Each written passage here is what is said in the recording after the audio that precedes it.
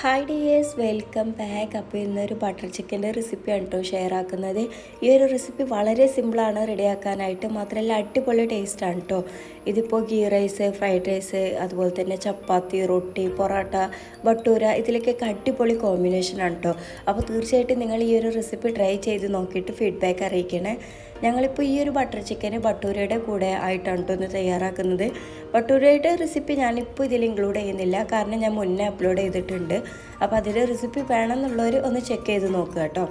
അപ്പോൾ നമ്മുടെ ഈ ബട്ടർ ചിക്കൻ തയ്യാറാക്കാനായിട്ട് ആദ്യം തന്നെ ചിക്കൻ ഒന്ന് മാരിനേറ്റ് ചെയ്തെടുക്കണം. അപ്പോൾ അതിനായിട്ട് അതിലേക്കുള്ള മസാലപ്പൊടികളൊക്കെ ഒന്ന് ചേർത്ത് കൊടുക്കുകയാണ്.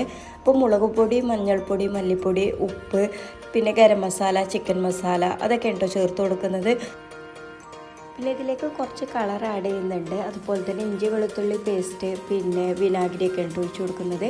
ഈ വിനാഗിരിക്ക് പകരം നിങ്ങൾക്ക് വേണമെങ്കിൽ ലെമൺ ജ്യൂസോ തൈരോ വേണമെങ്കിൽ യൂസ് ചെയ്യാം കേട്ടോ. ഞാനിപ്പോൾ ഇതിലേക്ക് വിനാഗിരി തന്നെയാണ് ചേർത്ത് കൊടുത്തിട്ടുള്ളത്. ഇനിയിപ്പോൾ ഇതെല്ലാം കൂടി നന്നായിട്ട് തന്നെ ഒന്ന് മിക്സ് ആക്കിയിട്ട് നമ്മൾ കഴുകി വൃത്തിയാക്കി വെച്ചിട്ടുള്ള ചിക്കൻ പീസസ് ഇതിലേക്ക് ഇട്ട് കൊടുക്കണം. പിന്നെ ഈ ചിക്കൻ പീസസ് ഒരുപാട് വലിയ പീസൊന്നും വേണ്ട കേട്ടോ. ബട്ടർ ചിക്കൻ റെഡിയാക്കാനായിട്ട് നമ്മുടെ ചില്ലി ചിക്കനൊക്കെ റെഡിയാക്കുമ്പോൾ കട്ട് ചെയ്തെടുക്കില്ല, ആ ഒരു വലുപ്പത്തിൽ ചിക്കനൊക്കെ ഒന്ന് കട്ട് ചെയ്തെടുത്താൽ മതി. അപ്പോൾ ഇതിലേക്ക് ഒന്നായിട്ട് ഇട്ട് കൊടുത്തിട്ട് നന്നായിട്ട് തന്നെ ഒന്ന് മസാലയൊക്കെ തേച്ച് പിടിപ്പിക്കുക. ഇത് നമ്മളൊരു 1 മണിക്കൂറെങ്കിലും റെസ്റ്റ് ചെയ്യാനായിട്ട് വെക്കണം കേട്ടോ.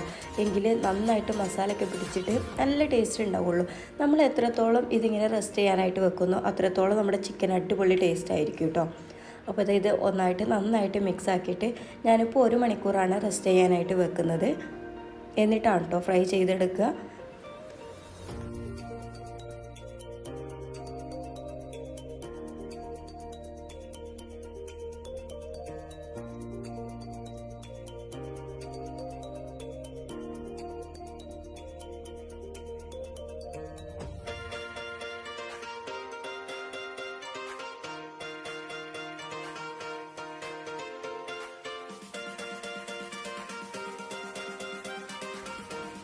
അപ്പോൾ ചിക്കൻ അവിടെ മാരിനേറ്റ് ചെയ്ത് വെച്ചിട്ടുണ്ട്. ഇനിയിപ്പോൾ നമുക്കിതിലേക്ക് ഉള്ളി, തക്കാളിയൊക്കെ ഒന്ന് വഴറ്റിയെടുക്കണം. അപ്പോൾ അതിനായിട്ട് ഒരു പാന് വെച്ച് അതിലേക്ക് കുറച്ച് ബട്ടർ ഇട്ട് കൊടുക്കുന്നുണ്ട്.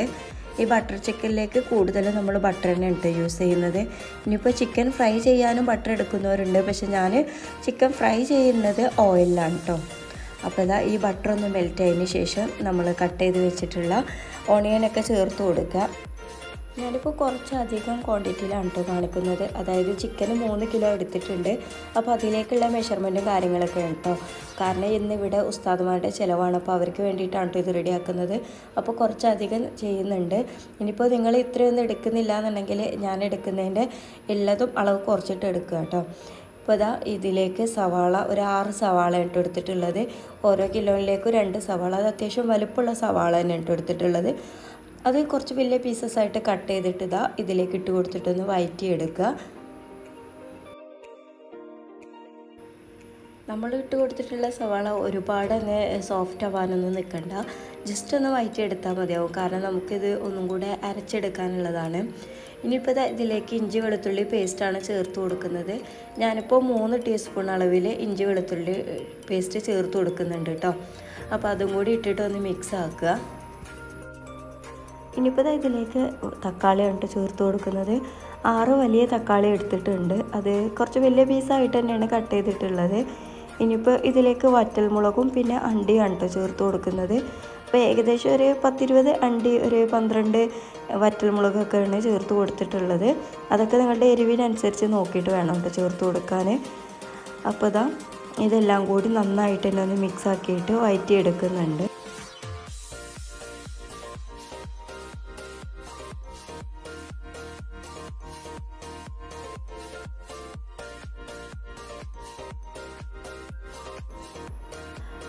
ഇനി ഇതിലേക്ക് ആവശ്യത്തിനുള്ള ഉപ്പ്, മഞ്ഞൾപ്പൊടി, മുളക് പൊടി, ചിക്കൻ മസാല ആണ് ചേർത്ത് കൊടുത്തിട്ടുള്ളത്. ഇതെല്ലാം കൂടി നന്നായിട്ട് തന്നെ ഒന്ന് മിക്സ് ആക്കിയിട്ട് നന്നായിട്ട് തന്നെ ഒന്ന് വഴറ്റിയെടുക്കുക.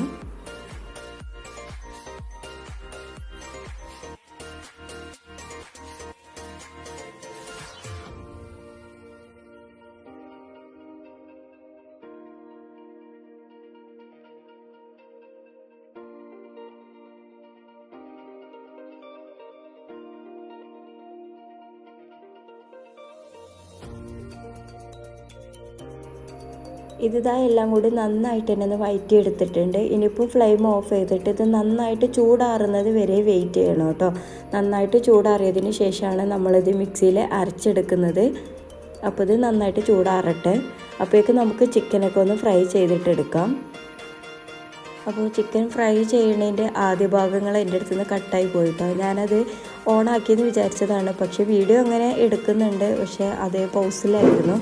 അപ്പോൾ എനിക്ക് ആ ഭാഗമൊന്നും കിട്ടിയില്ല. അപ്പോൾ ഏതായാലും ലാസ്റ്റ് പാർട്ട് കിട്ടിയിട്ടുണ്ട്. അപ്പോൾ ഞാനിതിൽ ഇൻക്ലൂഡ് ചെയ്തതാണ് കേട്ടോ. അപ്പോൾ ചിക്കനൊക്കെ നന്നായിട്ട് തന്നെ ഫ്രൈ ആക്കി എടുത്തിട്ടുണ്ട്. ഇനിയിപ്പോൾ നമുക്കിതെല്ലാം കൂടി നന്നായിട്ട് തന്നെ ബട്ടർ ചിക്കൻ മിക്സാക്കി എടുക്കാം. അപ്പോൾ ഇതാ വേറൊരു പാത്രം നന്നായിട്ട് ചൂടാക്കി എടുക്കുക. അതിലേക്ക് ബട്ടർ ഇട്ട് കൊടുക്കുന്നുണ്ട്. അത് ബട്ടർ മെൽറ്റ് ആയതിന് ശേഷം നമ്മൾ നേരത്തെ വഴറ്റി വെച്ചിട്ടുള്ള ഉള്ളി തക്കാളിയൊക്കെ ഉണ്ടല്ലോ, അത് അരച്ചെടുത്തതാണ് കേട്ടോ ഇത്. അതിതാ ഇതിലേക്ക് ഇട്ട് കൊടുക്കുന്നുണ്ട്.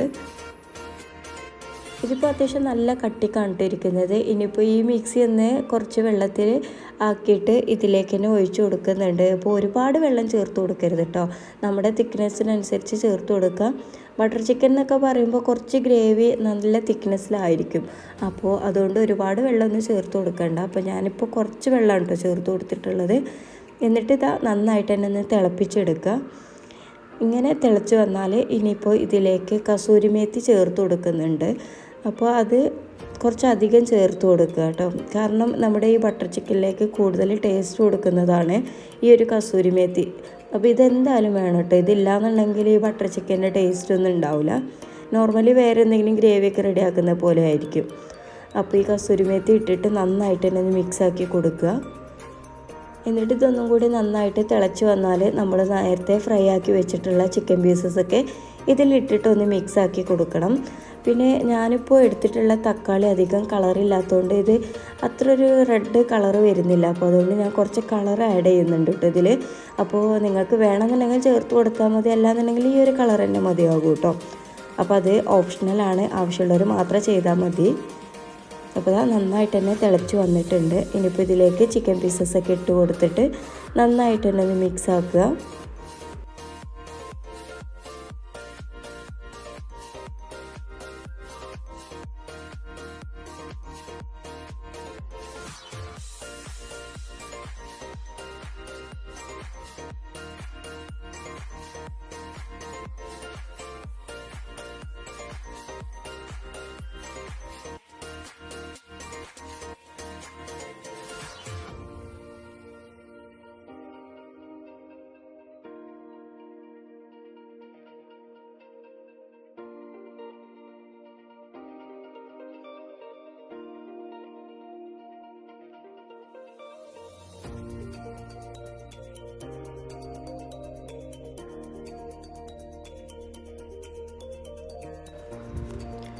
ഇനിയിപ്പോൾ ഇതിലേക്ക് ഫ്രഷ് ക്രീമാണ് കേട്ടോ ആഡ് ചെയ്യുന്നത്. അപ്പോൾ ഫ്രഷ് ക്രീം ഇട്ടിട്ട് നന്നായിട്ട് തന്നെ ഒന്ന് മിക്സ് ആക്കുക. പിന്നെ ഒരുപാട് സമയം അങ്ങനെ തിളപ്പിക്കാനൊന്നും നിൽക്കണ്ട കേട്ടോ. ജസ്റ്റ് ചെറുതായിട്ട് തിള വന്നാൽ നമുക്ക് ഫ്ലെയിം ഓഫ് ചെയ്യാം.